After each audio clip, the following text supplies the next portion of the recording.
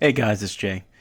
This week we're doing something a little bit different. As many of you probably know, maybe some don't, Sacred and Strange is actually the podcast of a ministry in Riverhead, New York. And as we start to wind down this, what we're calling our first season of Sacred and Strange, we wanted to actually throw back to some old recordings that we had from different conversations we were having as a community or teachings and stuff like that. So this is actually an old recording that Levi and I did a few years ago where we were unpacking the idea of covenant and what it means to be the bride of Christ. And it's really good. It's actually a 4-part series, so I'll probably get the other 3 parts up at some point soon, maybe in between seasons. But enjoy it this week. Next week, we're going to have a really great episode with our friends from Cedar Refuge, Steve and Brandon Gipe.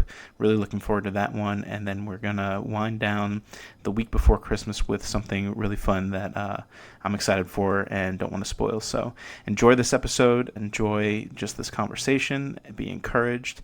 And hey, if you've got a story to tell, we'd love to hear it. You can go onto any of our social media and fill out our questionnaire where we just have some simple questions wanting to get to know you, wanting to get to know your story, and see if it's a good fit to have you on the show. So if you've got something to say, fill that out and let us know.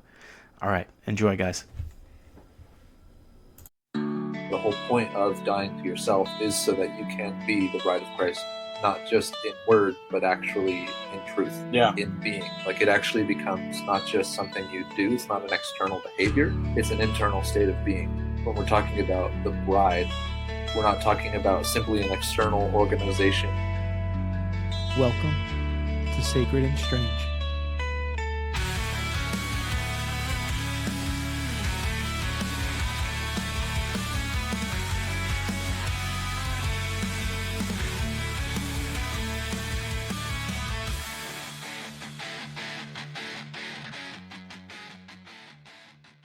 Hey guys, this is Jay And Levi. from Porch. We just wanted to give you a quick little intro, and we're starting off with a series that we did over the course of a few weeks of doing some live videos on Facebook and Instagram called The Bride, where we dove into talking about who we are as the church, why we use language like bride and groom. Yeah, so we really hope that you enjoy this podcast and this series, and we look forward to hearing your feedback, and we look forward to just diving into more topics like this and getting into more teachings, and it's going to be fun. Yep. So this week we started off with the very first talk we did on the bride, where we're going to talk a bit about covenant and just kind of the progression of covenant throughout Scripture. So we'd love to hear from you after you've listened. So if you want to jump on any of our social media on Facebook or Instagram, we would love to continue the conversation with you. So I hope you enjoy. Here we go. All right. Well, welcome to Porch Talks, guys. We're going to give another minute or two.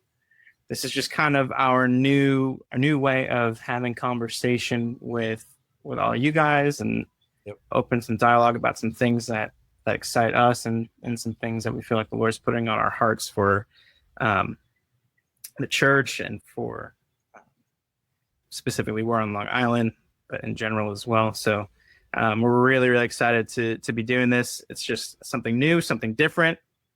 Gord says you got a wicked beard. Oh, thank you. I heard wicked in a very Canadian accent. Oh, it's real wicked, eh? Real wicked.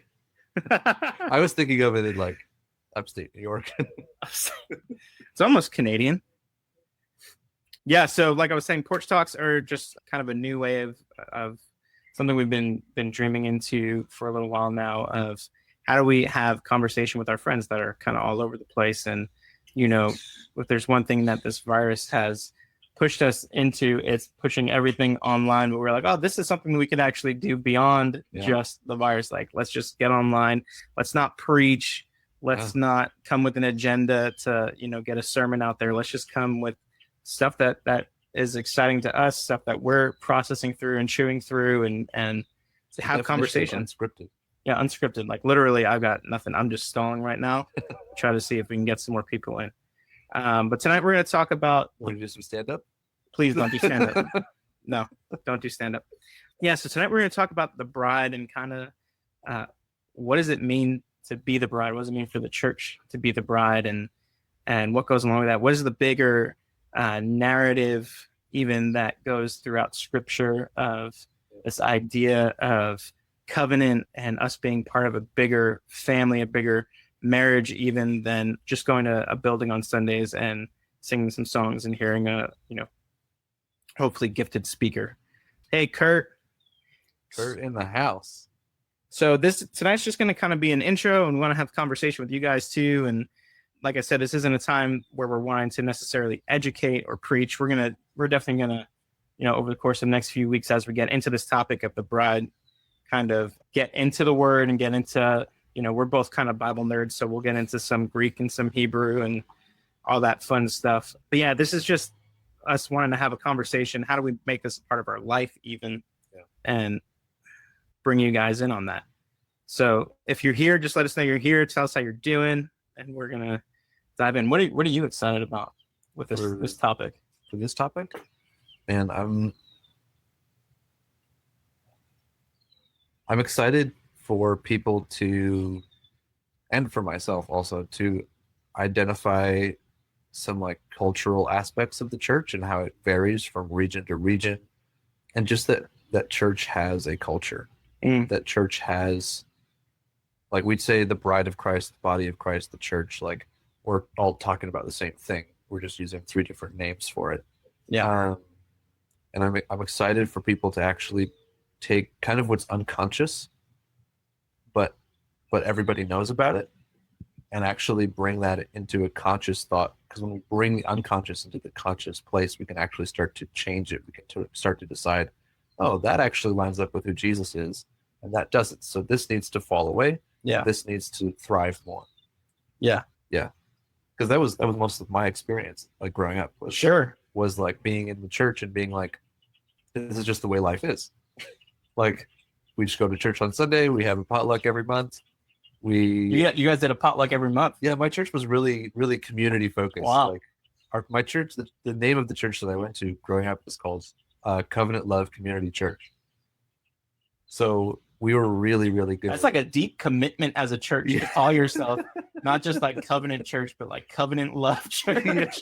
Well, it started out it was started by some hippies in the 70s during the Jesus movement. Okay. It was originally this big barn with a pink spray painted sign on the roadward side of it that just said "The Love In." That sounds like it's got some other connotations. It does, to it. But it pulled hippies in. It pulled sure. They were hitchhiking. They pulled them in off the road. Not for Jesus though. They didn't think so. But like my grandpa and some of the other pastors would meet them at the doors and would like pray for them. They'd get saved. They'd supernaturally get detoxed off drugs. Like, wow, it was amazing, cool stuff. That's awesome. But yeah, so like I got rabbit trailed there. My experience growing up, Covenant love. Yeah. It was very much like cultural Christianity is kind of Nate. Nate's You're supposed to be on vacation, man. Stop doing church. Glad you're here though. Yeah, so like I just had all these assumptions of like, oh, like people read the Bible and like these stories are true, I guess. And like I guess we all believe that God is 3 persons in one. And like I don't actually know what any of that means, but it's something we all assume all the time. And so it was only when I really started following Jesus and actually started learning those things on my own and being like, oh, I'm reading the Bible for myself, and I'm like, oh, that's where we got this assumption, and that's where we got that other assumption. Sitting on the beach right now. That sounds nice. Jealous. Sitting on the beach, listening to 2 dudes on a porch. I don't know. 2 dudes on a porch. Can we that should be a podcast. 2 dudes on a porch. That's it. We did a little meta thing in like movies where like they say the name of the movie in the movie. Yeah. We came up with that though. Nate doesn't get any rights. Yeah. No, you heard it here first. I like what you said about kind of making the subconscious conscious or the unconscious conscious. Because I think that that's true for the church in a lot of ways. Like we do throw a lot of words around there, like covenant or even baptism, or even like recently it feels like the hot word is revival, and it's like we throw these words around and what does that actually mean? Like I think we have this maybe subconscious level of understanding of what maybe it means. Oh, there's a dog going crazy back there. Maybe what it means, but like mostly I think we just use it because we hear it a lot, and we hear maybe if you grew up in the church, you hear people older than you use it a lot, so you think it's just kind of like, oh, it's just a word we use, but like, what does it mean? And even like this topic that we're talking about for the next few weeks of the bride, it's like, what does that mean? Like we sing songs about being the bride of Christ, and we hear preachers talk about being the bride of Christ, but what is the deeper context and connotation of our relationship, even in using that language, or what we are agreeing to when we call ourselves the bride of Christ? Because that's deep. Yep. That's not a like speed date, Tinder find relationship. That's like a deep relationship. Yeah, I think I love what you said about like actually thinking about the songs that we sing and like what we're agreeing to when we're singing those songs, because that was something, again, another part of my experience growing up was we were singing all of these songs that I just assumed like every church sings this song because this is the only church I've ever been to. I really didn't go to other churches. My family was pretty invested in our church, and so we just kind of stuck with our community. And we actually had pretty cool songs. Like they were definitely stuck in the 70s because our like worship pastor was very much like a 70s worship pastor. Sure. His name was so typical 90s kind of charismatic church. Yeah, or well, not, I wouldn't call it charismatic. I would call my church experience like post charismatic. Oh, okay. You gotta give them context for that. Okay, so what I mean by post charismatic is like started out charismatic and then it kind of stayed with that first generation. And as the next generation came up, it transitioned from the Jesus people movement, where it was very much like get people saved. You know, there's power encounters happening. There's like crazy supernatural stuff that's really beautiful. That stuff started to kind of get just a little bit less and kind of fade into the background and starting to get taken over by by community, which is not a bad thing, but it started to be eclipsed by things like community, preaching, programs, school fundraisers, because we had a Christian private school that I went to. Like the school kind of came in over some of those things. And would you say kind of like the business side of the business side of the church too definitely got in there. And like, again, none of those things are bad. Those are all part of running a church. Yeah. But they started to eclipse the presence and power of God. And so what started out as very much ingrained in, and like it was almost like that was an ingredient of our church, it started to get removed out of the recipe. And so that's what I mean by post charismatic. Yeah, and I think, I can relate to that growing up in the vineyard through the 90s and early 2000s and stuff. You kind of get your, like going back to a little bit earlier where you're talking about or at least what it sounds like, you kind of get your bubble, like you get your church culture. Yeah. And so then when you take words like covenant and bride and revival and all those things or whatever, that means something in your culture doesn't necessarily mean something in the church culture I grew up in. Yep. So let's talk a little bit about what does it mean to be the bride? When we look at that actually from a biblical perspective, not necessarily church culture perspective, because those two don't necessarily always mean the same thing. Yeah. What are we actually talking about? And I think you got to start with covenant, right? Yeah. Yep. And the biblical understanding of covenant was not just a like familial kind of promise, but also almost like a business transaction. Like it was legally binding, right? That was the foundation for legal contracts in the Hebrew culture. Yeah. Yeah. And literally what it means, right, is the cutting. Like when you make a covenant, you have to cut and bind your blood to someone else's blood. Like you were saying, like our lives are now on each other's lives, and like there is no going back from this point. Yeah, it's almost like you can't. And then also like circumcision became a sign of covenant too, which also had to do with blood. Yeah. And so like you can't really ever extricate the symbol for life, which is blood, in the scripture from covenant. Yeah, that's kind of what I'm hearing you saying. Yeah. Like they have to go together. So like when we use words like we're the bride of Christ or he's the bridegroom, obviously that kind of brings some sort of marriage thought to us, but I don't know that we necessarily always equate it to, when I think of my relationship with my wife, like we made a bond to death. Yeah. And that's like That's heavy. That's not a like I've committed to show up on a Sunday morning or I've committed to serve in the nursery once a month. Yeah, it's not like you get to Tuesday afternoon and you're like, nah, I just don't feel like that anymore. Yeah. But I think we've got to start looking at it this way, right? So we have all these kind of different layers of depth of covenant that we see kind of progress through Scripture, right? Like technically, if we're going to talk covenant, we got to start with Adam and Eve, and then kind of it progresses to Noah, and then where we really see that word covenant starts to really show up a lot is with Abraham. Right. And there's Genesis 12, right? I think it's Genesis. Well, yeah. So Genesis 12 is where he calls him. Yeah, and then 15 we have the covenant of pieces, which is Yeah. super gruesome story, Yeah. but also kind of beautiful at the same time, where you have Abraham is called to sacrifice really a good portion of all that he owns, all that is his property. Yeah. And he basically splits a bunch of different animals in half, and he walks through them. But there's this lamp. I'm trying to remember the lamp. Well, he doesn't walk through. He's asleep. Yeah. He's asleep in the lamp. There's a light. There's a smoking oven and a torch. Yeah, and the torch goes through. Both of them go through this. It's like two symbols of deity. I don't remember what the oven stands for, but I remember when I did that teaching for kids church, I think I did the research for it. I just can't remember what it actually was. Did you talk about? I did. You about gave the animals splitting. Yeah, you gave that passage. Nate, if you're still there, I apologize for the therapy. Hey, kids may have to go through later on. I did a good job of dumbing it down for the first and fifth graders, so they didn't get traumatized by their imagining their stuffed animals ripped in two. Yeah. So we have this story, right? And what we see is God goes through first. Yeah. God's the one who makes the first step and calls Abraham into it. And it's this idea of life being put on life. Yeah. Like the sacrifice of life, and then God walking through and putting his life on Abraham's life. And then on Abraham's family even. Yeah. And I think that coming specifically to like an aspect of being the bride is the one who's pursued.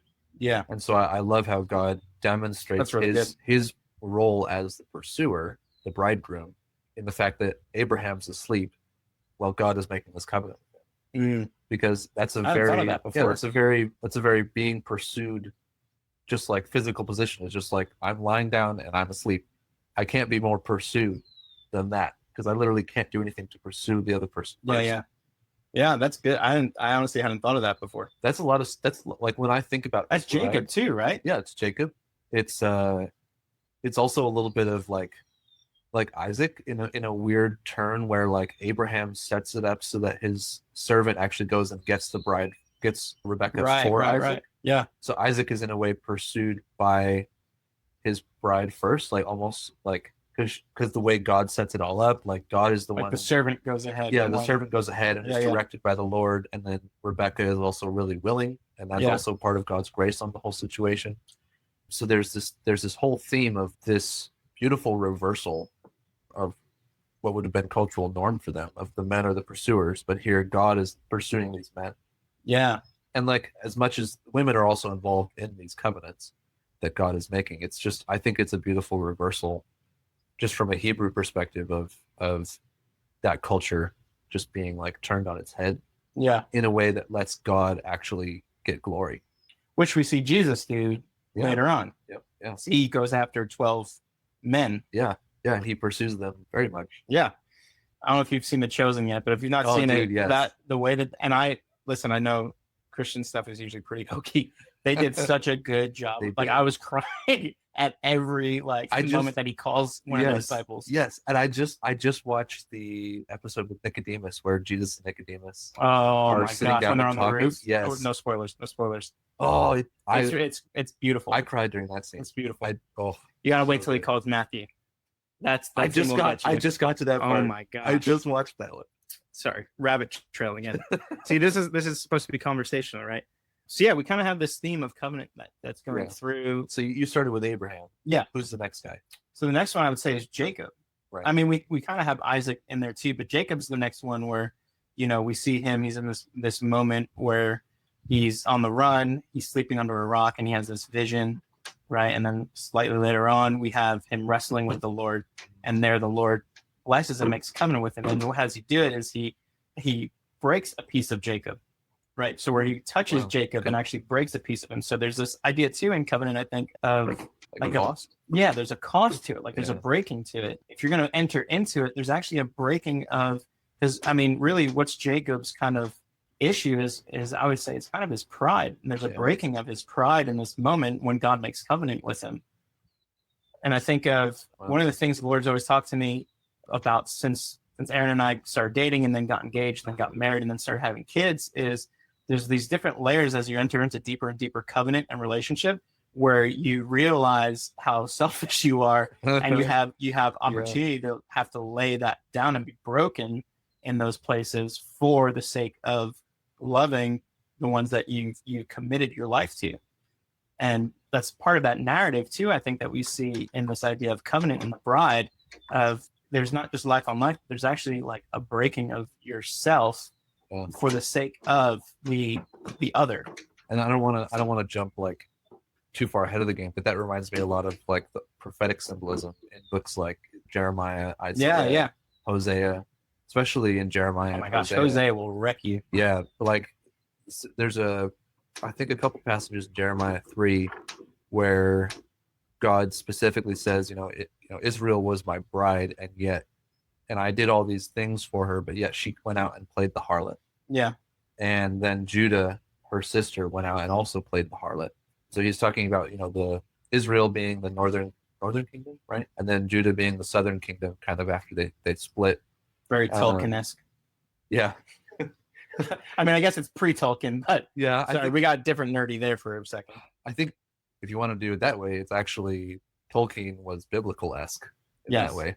Yeah. Anyway, so you derailed my train of thought so bad.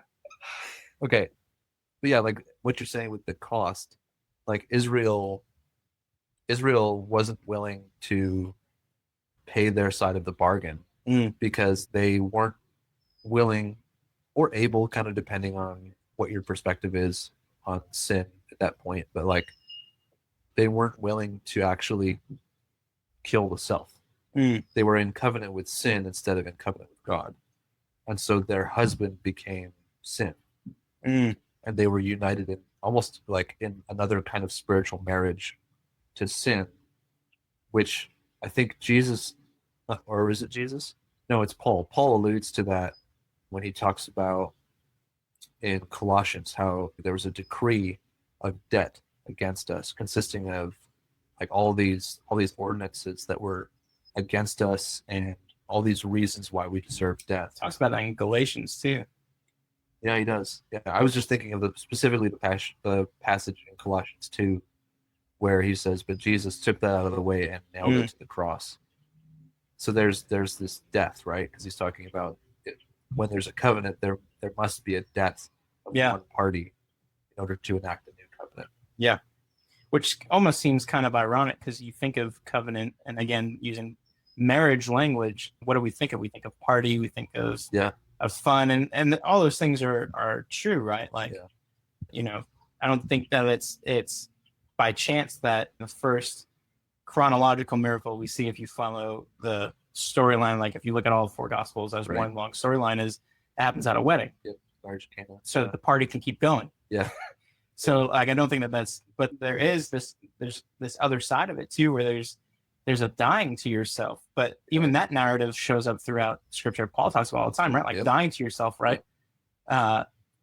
So that you can have life in Christ, so that you can be reborn in Christ, so that the thing that you were created to be, that bride, actually can come alive. Yeah, the whole point, I think you hit it on the head there. The whole point of dying to yourself is so that you can be the bride of Christ, not just in word, but actually in truth. Yeah. Like in being. Like it actually becomes not just something you do. It's not an external behavior. Yeah. It's an internal state of being. Yeah. That gets into the whole righteousness thing. But like I think it's important that when we're talking about the bride, we're not talking about simply an external organization of people. Yeah. But we're actually talking about like this is an internal thing that is created on macro scale. Yeah. Like I was actually thinking about this on the way over here. Like he's using broad strokes, but he's also being really, really intimate and personal at the same time. But yeah, so it's like the bride is both one person, me, an individual, Yeah. and every believer at Yeah. the same time. And it's the bride writ large is supposed to look the same as the bride writ small. Yeah. Does like that the kind of make same- sense? Yeah, I think if I'm tracking with you, I think you're saying that same level of humility and dying to yourself and putting your life on Christ, and even sacrificial love is meant to be just as much as I'm called to represent that and put that on display wherever I go.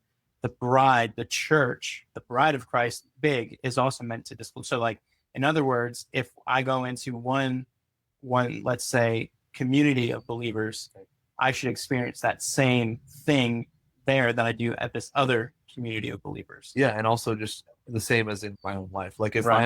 I'm committed, It should look familiar. yeah, if I'm committed to wholeheartedly following Jesus for myself, like irrespective of any other person doing that.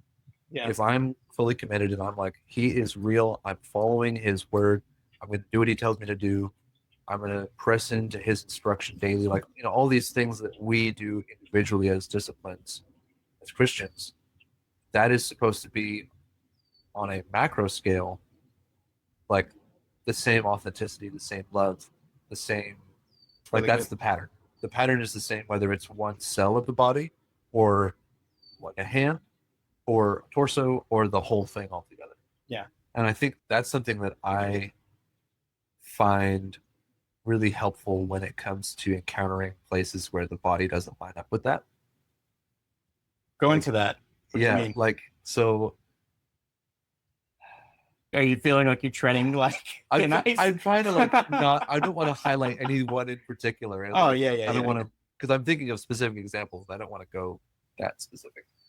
So like if I walk into a church and I'm hanging out with the people and I'm talking with them and they're really like complaining a lot and just very negative. I'm like, man, I don't see that in Jesus. I don't see Jesus doing that. And I don't know how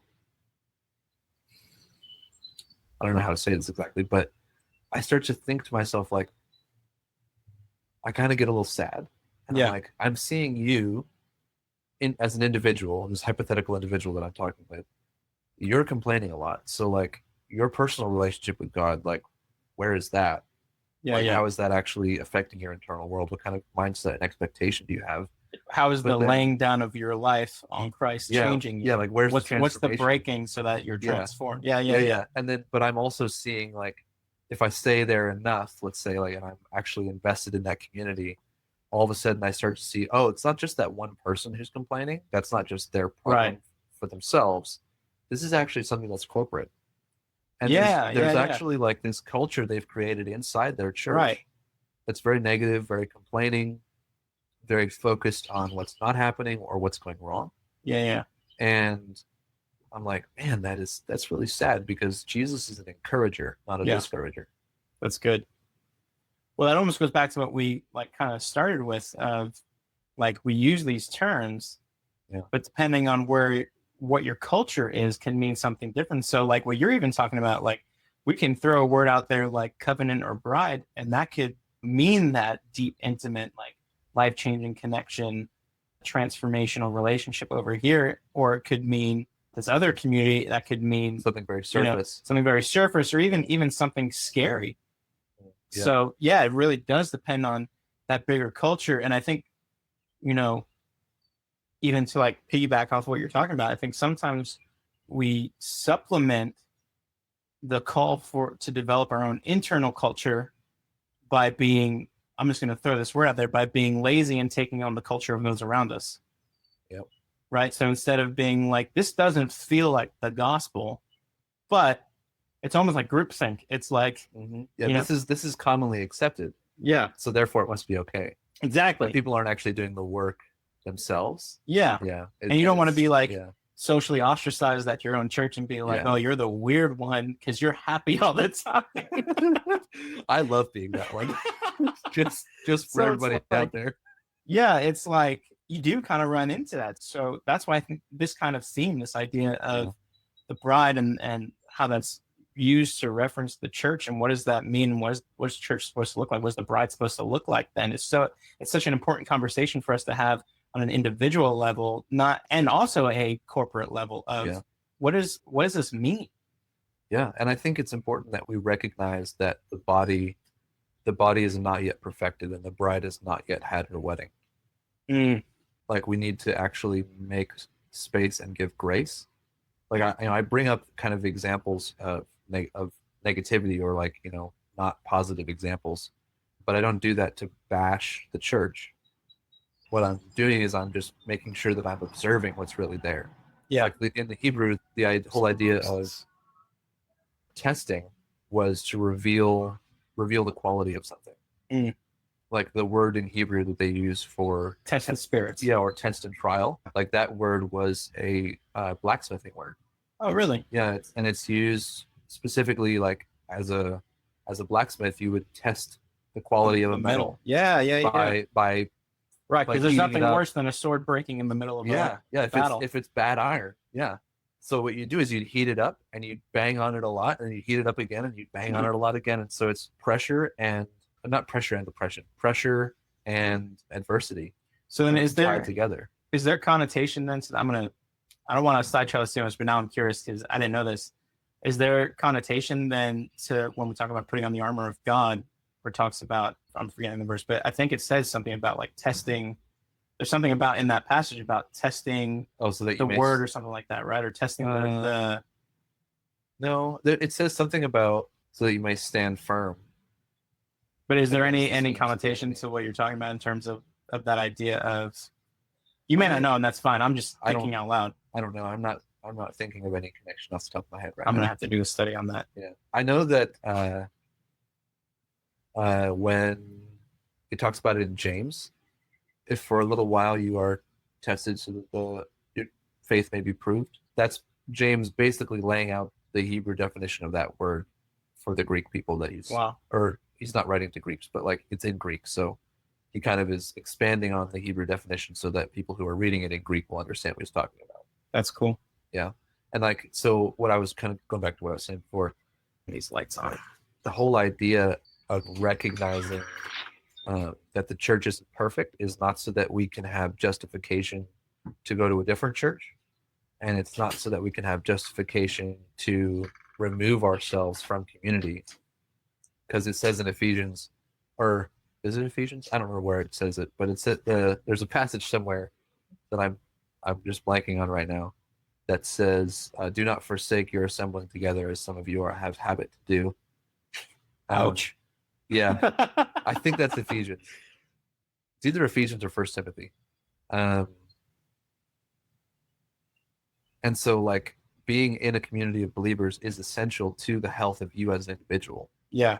Like, I have family members and friends who have removed themselves from the community of believers because of hurt.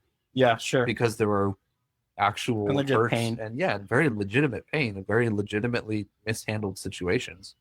But they've made a choice to say, okay, you didn't handle this correctly. So instead of me continuing to do what Jesus said, I'm going to remove myself from the body. And what happens when a cell removes itself from the body? It dies. And that's what I've seen in my, it's really sad, but like in my family members and my friends that have done that, like I look at them and I'm like, you feel shriveled up and dry. Yeah. And I use that feel language because that's kind of how I process it. I'm kind of a feeler. I'm very much a feeler. I wasn't going to call you out. But... I'm going to own it. And so, like, I think it's so important that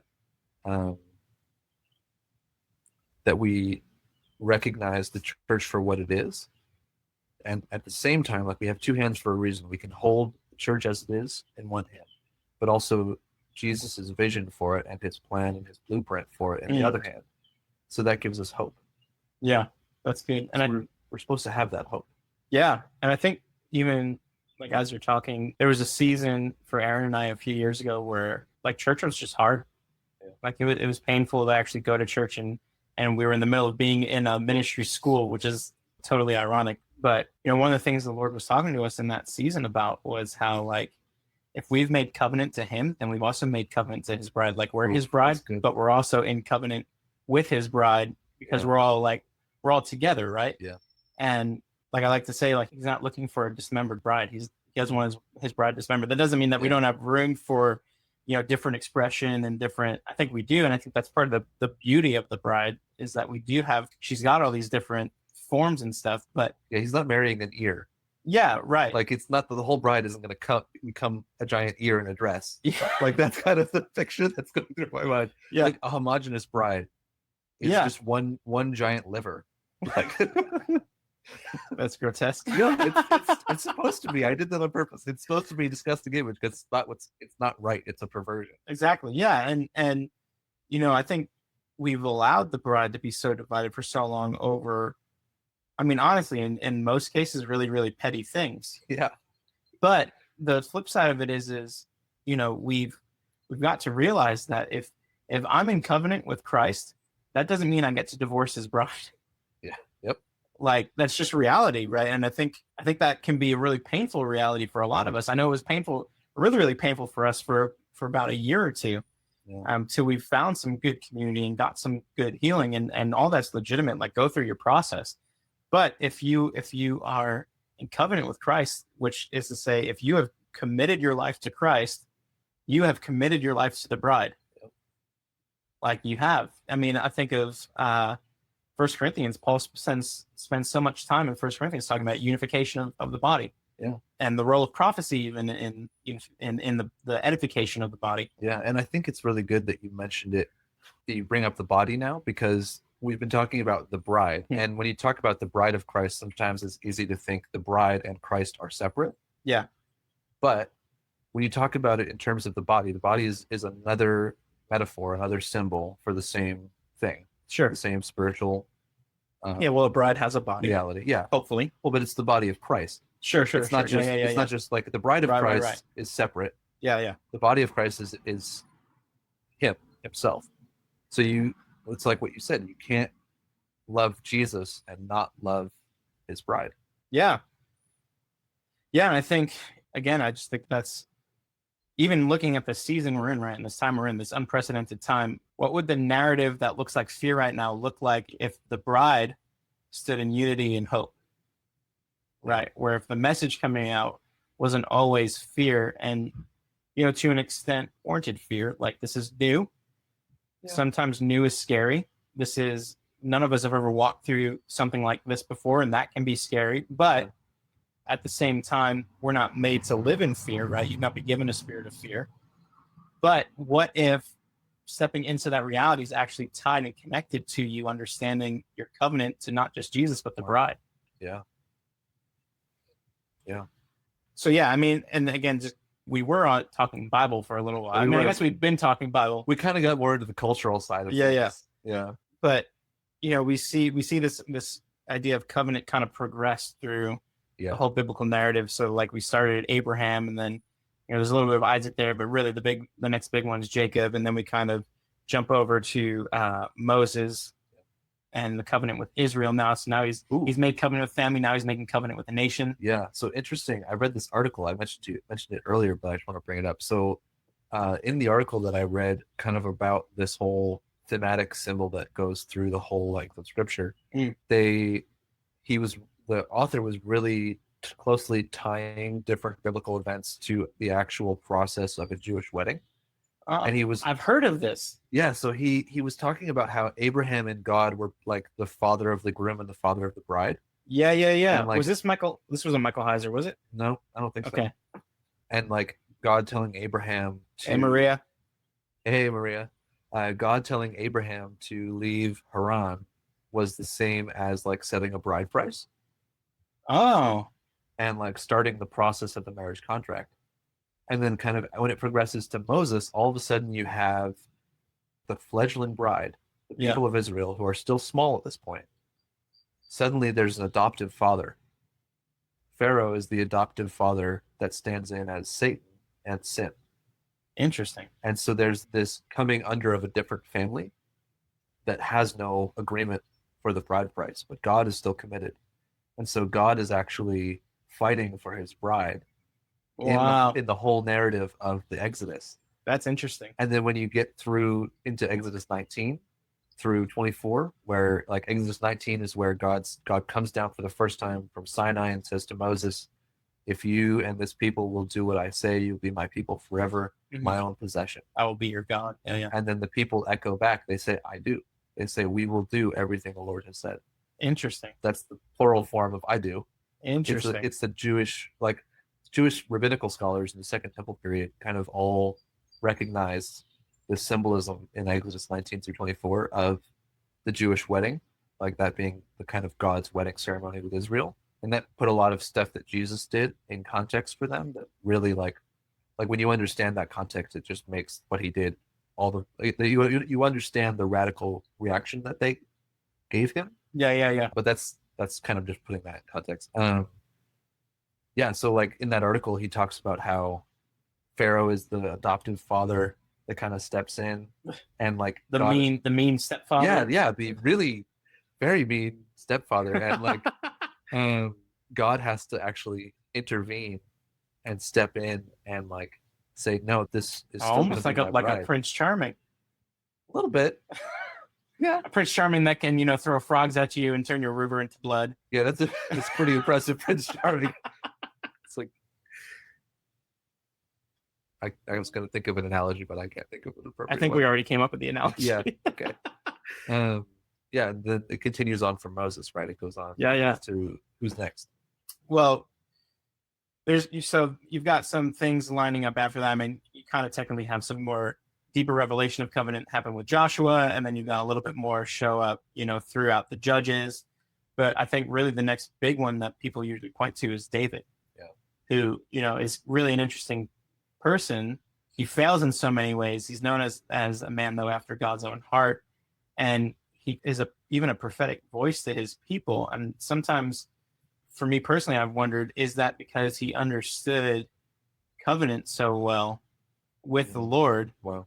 And what's the very first thing he does when he is confronted with his mistake? He runs right to the Lord. Yeah. What's the place where he really is developed into a king? It's in the secret place. It's in the hidden places where it's him and the Lord, both beforehand, before he's anointed, when he's in the field, and then when he's on the run from Saul. And he's this kind of interesting person. And he's the one we've got showing up. What is it, like 1400 years before Christ or something like that? 1200 years before Christ? I think it's 1400. He's the one then saying, sacrifices don't bring you pleasure. They're not really what you're looking for, but a contrite heart and all these different things, right? And that's so countercultural to his time, and yet he's the man after God's own heart. Yeah. And I wonder sometimes how much of that revelation comes from the fact that he spends so much time letting the Lord break him, really, even in that deep, intimate place of covenant. So we've got that, and then just for time's sake, really, you've got different things that show up throughout. Technically, you have Judah, and then you've got some stuff show up with the prophets, really kind of revealing different things about the depths of the covenant. But really, the next big thing to show up is Jesus. Yeah. And I think it's important also, just as another quick side note, to know that this theme broadens and deepens the farther through this narrative you get. Like, it starts out almost, it's like a plant. Yeah, kind of goes like, you get it in seed form with Noah. Yeah. And then it kind of sprouts with Abraham, and then it starts to grow into this full-fledged tree by the time you get to Jesus. Yeah. And Jesus is the one who points to this and says, look, here I am. Like, here's the fulfillment of everything we're talking about. And isn't it crazy, too, that in a way, not really in a way, this is Jesus' words, right? What do we find at the end of Matthew, where Jesus says, like, greater things will you do? He's really, I think, pointing to the fact that this thing is not over. Yeah, we're still going. He's like, this is just a corner. Yeah, we've now stepped into something it's like, new. You guys think the direction is still going to go this way, but you're approaching a corner. You need to actually go, and like once you turn the corner, it opens up, and like there's it's like a wide open field. Yeah, and it all ties back into this idea of covenant and this deep laying on of life of God, laying on His life with humanity and inviting humanity to then lay their lives on Him. Yeah, and it's like as we talk about Jesus, like Jesus is the first fruits of us being able to see what that life on life can look like when it's done right. Yeah. And so Jesus is he's the corner point. Yeah. You know? Which is why he's the one worthy to bring us into this new covenant. Yeah, exactly. And so, like, you know, there's a new covenant in his blood, which is why we're his bride. Indeed. We're no longer just God's bride. We're the bride of Christ specifically. Yeah. Because he's the one who paid for it. But also, like, I just love the person of Jesus and his ability to be such a beautiful example. We got a question from Maria. Maria, we'll get to that question in a second. It's a really good question. Yeah. So, like, where was I going with that?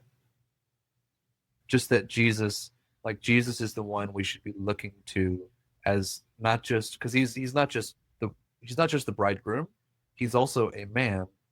Like, he's God and man both. So he's not just the bridegroom. He's also giving us the example of what the bride is supposed to look like too. Which is so important, right? Because I think sometimes, and rightfully so, we look strictly at the divinity of Christ. Yeah.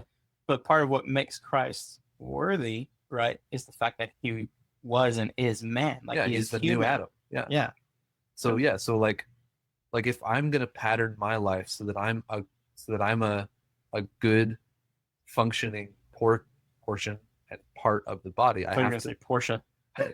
I almost just like jumbled up a couple words because I'm excited. I'm stumbling over myself. But if I'm gonna pattern my life on Jesus as the blueprint, for what the bride is supposed to look like on an individual level, in a way that's like responsible, like I'm actually taking what the Word says, and I'm taking Jesus's example and like the revelation that God gives me presently through experience and encounter. And I'm putting all that together. Jesus is the one that I'm following. Yeah. Like, he's the one that my life will start to look like. He becomes my rabbi. Yeah, well, he becomes our bridegroom. Right, but like he's the one leading the way into what bride looks like. Is kind of where I'm going with this. Well, yeah, but yes, you're right. I'm trying to tie it back into even more is looking now at that marriage narrative, because let's look at the Jewish marriage narrative, right? The way that whole tradition would flow and kind of function is a groom would present a dowry, right, to the bride's father, saying, I want to marry your daughter. I want to commit my life to her life. I want to enter into covenant with her. Here's the price I'm willing to pay to enter into that. Yeah. And then what does the groom do? The groom goes ahead to prepare a place. He prepares the way for the bride then to come. And then we get into some really fun stuff, like it's the groomsmen who go and get the bride and take her to the groom, and then they have this huge wedding that's got some awkward traditions, but some also really amazing traditions, and so much celebration. It's what is it, like 3 days or a week or something like that? I think it varies, but yeah, I was actually, that was one other thing I was thinking about while I was at work today, because I knew we were talking about the bride tonight. I was thinking about the first two things that I think of when I think of the word bride is love and celebration. And like Jesus's relationship with his bride is not a joyless one. Yeah. Like, I know a lot of joyless marriages, but the marriage of Jesus and the church is not supposed to be like that. Yeah, that's really good. And we've cut joy from our experience as individual Christians and corporately. Yeah. Like it's cancer. Yeah, to an extent, I think. I mean, I think you can have the opposite end of that. Like, there is also there's excess, and there's discipline stuff. But yeah, totally. Like, I was making a very general statement. I understand there's differences. But yeah, totally. I think that there is this reality, right, that we should be happy as the bride. Some of us can stand to be a little happier about. I put myself in that group. All right, so let's recap a little bit just for time. I hope you guys are enjoying kind of this conversation. We're going to make some space in a minute for you guys to even join in even more and ask some questions and stuff. But so when we're diving in for the next few weeks, looking at the bride, what does it mean to be the bride of Christ? And we started that out with covenant, talking about what is covenant, what does it look like, how is that played out through kind of biblical narrative, where do we see it today, how does culture play into that even too, right? Because we talked about how one church's culture covenant can mean one thing, and another church's culture can mean a completely different thing in other words too. Yeah. So we've got lots of different things at play, but at the same time, we've got to come into a place where we realize that we've entered into covenant with Jesus as his bride, but then also we've entered into covenant with each other as the bride at large. Am I missing anything? No, I think you summed it up pretty well. And then we were just kind of more recently talking about Jesus being the example of both bride and bridegroom. Yeah. And the one who leads the way into what it's actually authentically supposed to look like. He needs to be our sole leader in that regard. And like we can follow people, that's fine. But like our first leader is always Jesus. Like as much as I'm submitted to you as my leader, and I'm submitted to other like fathers and mothers that have taught me and led me, still do. Though if those people start to contradict Jesus and what I see, not only through my own experience, but also in the Word, like I take both those things together. Yeah. Then I need to actually be willing to say, "Wow, that really sucks. Like I really love following this person, but I am married to Jesus. I am not married to my pastor." Yeah, that's true. You know, I think that there is the reality of we have leaders in our life for a purpose. Leadership is biblical, totally, and they play a role in our growth and our transformation and pointing us to Christ and all that stuff. But yeah, at the same time, we don't have two groups. Yeah, we've got one. We're not a polygamous relationship. Yeah, and the pastor is not a stand-in for Jesus. Yeah, like it's true. Yeah, I think like what you said earlier, like groupthink is a really. It actually reminds me of something I was listening to Graham Cook, and he said in the church we have this sort of learned helplessness, and he was talking about he was answering a question about why people don't necessarily pursue a depth of personal encounter and relationship with Jesus, like why it's some people but not everyone, why it's not a majority, it seems. Again, this is a general statement, so I'm not singling anybody out, I'm just making a general statement. I know there's nuances to it. And he was saying in church we've committed to economy and efficiency in how we do church instead of engagement and interaction. And so even just so that you guys are aware of this, like the way church is often structured is sometimes not necessarily conducive to increasing relationship with Jesus and going deeper and getting closer to him. And so like, I mean, I would love to tackle that topic specifically in the later. Oh, I'm sure we will. Section, a later episode, because it's something I'm very passionate about. Like I'm very passionate about personal encounter and getting over that learned helplessness. Yeah, I think that's a really important piece of why we even kind of have so many different cultures to an extent in the church. It's almost the varying degrees of that. So that's kind of a quick recap of what we're going after these next few weeks. What we want to kind of just spend a little bit of time doing here is, as we're moving forward and talking about this idea of the bride, we want to have conversation with you guys. So if you guys have some thoughts on tonight that you want to put out there, we want to make some time for that. But also we want to hear if there's specific things or kind of thoughts in this idea of what does it mean to be the bride, that we'd love to hear that as well. Yeah. Where are you curious? Like, what areas of curiosity around this specific topic of the bride do you have? What's your curiosity? What's been in your relationship? Like, let's get personal. Is this a scary topic for you? Does this topic feel safe? Do you disagree with us? Yeah, that too. That's okay. So we're just gonna have a little bit of time here. If we got that delay going, so there is always a delay. It drives me crazy because you talk and then you expect instant reaction, and then it's like, I'm very comfortable with silence. You can jump in on my comfortability. I don't mind the silence. It's like usually I don't like silence. This feels awkward because I'm not sitting across from someone seeing their face. I just enjoy being outside and quiet. Sure. It was a nice night. Yeah, like we could just watch this time for a minute and come back and maybe there'll be questions. Okay, Maria, is loving God the way he loves us risky? Like, how does risk tie into being fully devoted to the bridegroom? You want to go first? Sure. I think risk is tied in very closely with cost. Yeah. I think you can't pay, you can't give Jesus everything and it not be risky. Just like personally, like this is, I'm processing this personally because I'm the one answering it. But like when I got saved, I knew what was happening. I was 17 and I was in a bathroom and I was not having a very good time. My life was a mess. And when Jesus confronted me, I recognized the crossroads that I was at.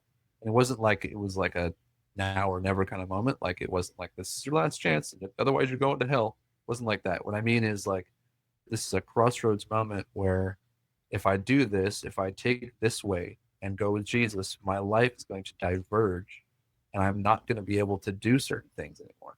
I'm going to actually have to say no. Mm-hmm. Or I'm actually going to have to be brave and say yes. Mm. And obedience really is what you're yeah, totally. about. And yeah, so I think risk has to be something that we maybe at first become wary around and then get a little closer to, and then hopefully we end up kind of embracing it and recognizing that it's God has designed risk not so that we fail, but so that we succeed. Graham Cook says that God never designs a test with failure in mind. His idea of testing you is so that you pass with an A+. And he's always willing to give you whatever grade you want. Interesting. Yeah. I love that because I'm like, dang. Like, I love it because it puts it back on me. Mm-hmm. It doesn't let me blame God. Like the way he says that, it doesn't let me blame God for me failing. It actually forces me to say, oh, I need to take responsibility for the fact that I made a stupid choice. But Go figure. Yeah. Or like it also allows me to confront false humility in the sense of like, oh, Jesus really has transformed me because I actually made a really amazing choice there. And I can actually be proud of the fact that I've submitted myself to him in a very real way that's caused real transformation and growth. Yeah. Yeah, that's really good. Yeah. I think my thoughts on it, I think sometimes we throw words like risk around because for whatever reason, They're saying trendy. that, yeah, it's trendy or it makes us like almost ironically feel safe or like it makes us sound like sacrificial, like, yeah, like I'm really risking here. Yep. When really what we're not talking about is risk. What we're talking about is letting go of control, or what we're talking about is dying to ourselves, or we're talking about is like laying down our lives. Like I talked about earlier, one of the things I've realized as I've gotten older and the transition from Aaron and I dating to Aaron and I engaged to Aaron and I married to now Aaron and I parents even is like the deeper you get into a relationship, the deeper the invitation is to die to yourself for the people that you love. Yeah. That's not risky, that's choice. Yep. You know what I mean? Like that's not, I think we use risk almost to like evaluate, like we're insurance adjusters. Like we're like, so yeah. That's like something Dan Moore says. He says so many people just incorporate Jesus into their life instead of making him their life. Yeah. And they're just like, well, you can be part of my life, but I'm not going to die so you can be my life. Yeah. And I think we use that term risk to be like, is this going to be worth it for me right now? Yeah. Or can I don't know. It's a form of can I put investments over here and wait that out and then maybe come back to this later on? It's a form of oh crap. I completely forgot what I was going to say. You just said crap on a Christian podcast. Bummer. If that offends you, you can message me. Yeah, I just think that there's that. I don't know. I think that's one of those words. I grew up in. Oh, we got to restart the. Instagram is giving Instagram trouble because they have a limit on how long you can be live. Sorry, guys. 1 second. I promise I'll finish that thought. While I'm going to try and remember what I was going to say. Oh, it's really gone. It is very well and truly gone. It happens. Yep. I'm not mad about it. All right. Where is live on here? There it is. Look at you I don't know. using technology. Gia would be so proud. Probably is. Presently. Yeah. Well, probably mostly because she's not having to do this. So yeah, I just think sometimes we throw that word risk around there because it just makes it feel like it makes us feel better to know that, oh man, I'm risking. And that's not really what relationship is about. Like, that's not what covenant's about. That's not what this thing is about. Like, yes, is there risk involved? Absolutely, there's risk involved. But it's not involved so that we can evaluate whether or not it's worth it. Like, Jesus has to just be worth it. Yep. Yeah, commitment removes the need for analysis. Yeah. That's what I remember what I was going to say. When you said that word evaluate, it triggered me, reminded me what I was going to say. I know for me personally, hesitation and analysis are excuses of kind of vacillating and like not actually making a choice until the choice gets made for me. And it's a way of avoiding risk. So sometimes what we start to do That's like playing possum. It's like waiting for life to happen. Yeah. It's a flaw. But like when I start to think about risk, I have a choice whether I am aware of it or not at the moment, but I have a choice of whether I want to go into action, which is what commitment does, or whether I want to go into inaction and analysis and start to do like risk assessment and evaluation and start to really think about the risk. And then you get into overthinking and fear and anxiety, and then it becomes paralyzing. That's good. And then you end up stuck in looking at the risk without being able to do anything. Yeah. And then you've given up your power at that point. Yeah. Don't do that. That is a bad pattern. Don't get sucked into that. Yeah. I'm trying to remember if it was the couple that did our like premarital counseling when Aaron and I were doing that, or if it was someone else. I don't remember. It was some mentor we had in that season of our life. They basically said to us something along the lines of marriage and like intimate relationship isn't like meant to bring you into deeper life. It's meant to call you into death. That's really good. Like, it's actually meant for you to die. And, you know, maybe sometime later on we can talk about death and how there's life in it. Yeah. I would listen to that. Yeah. I'll tune in. But really, like, when we're looking at this relationship with Jesus, it's more about us dying. But the return on that, if we're going to use risk assessment language still, the return on that investment is we get his life. Yeah. Oh, and I think another part of risk is that we have to just be okay with not controlling the outcome and trusting the outcome instead. Yeah, I mean, it's like, a lot of control, right? Yeah. Like when I think about the times that I have felt the most peace in a circumstance where there's a lot of risk involved, it's actually the times when I've not tried to think, how can I get something out of this? For instance, like, I find it much easier to be generous to people when I don't think about how much the generosity is costing me. Not in a sense of I'm not trying to avoid counting the cost. All I'm saying is, like, I don't overthink it. I'm not out there thinking, man, I can't buy this homeless person a meal because then will I be able to afford gas next week? Yeah. Like, I actually just need to be able to be like, oh, okay, there's a risk. I'm actually now not going to think about how will I have gas. That's God's job. Yeah. God's job is to actually take care of me. If he's a good dad, then I need to actually behave like it. Yeah, that's good. And stop trying to take the risk out of it. Yeah, that's really good. So it's easy to be generous when you actually just think, okay, my job here is not to, like, my role in my job as the one taking the risk is just to step out. The rest of that is actually in God's hands.